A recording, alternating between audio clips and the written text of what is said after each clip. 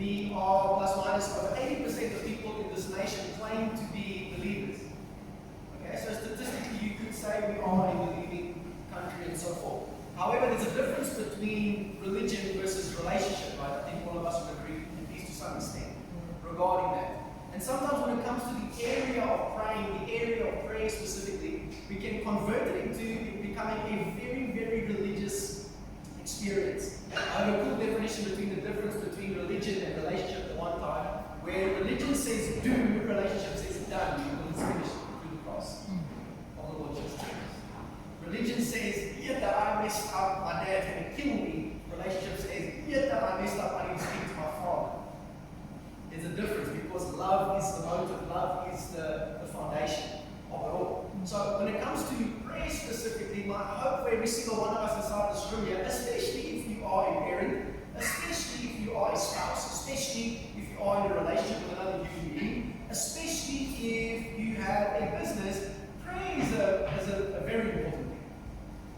Because again, as like Francois mentioned about 2 weeks ago, that obviously through prayer we get wisdom also from God, right? And wisdom ultimately equals God's perspective over a particular situation and so forth. And once you have His perspective, my friend, now you've tapped into becoming victorious over that particular circumstance, obstacle, issue, problem, and so forth.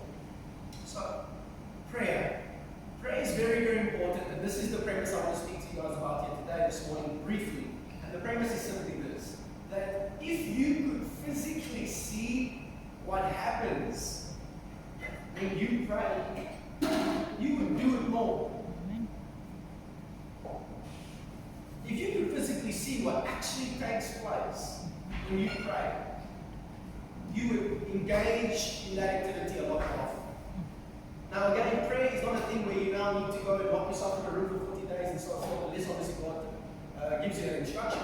But prayer, Paul says, pray without ceasing, meaning like pray without stopping, right? How do you do it? Because obviously we've got bills to pay, we've got to go to work, we've got to develop things, we've got to empower people, we've got to do all these kinds of stuff. So how do you go through life without stopping to pray?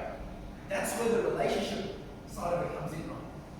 Where you have a relationship with the Father, and every single day you are having a talk with Him, you're having communion with Him, you have a relationship intact with Him, where you are having a conversation because He's real. He's as real as the person sitting next to you right now physically.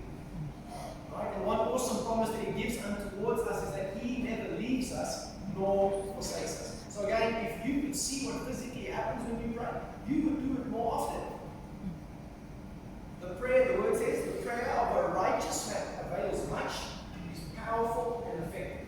And we are righteous not because of what we do, but because of what Jesus Christ has done on the cross.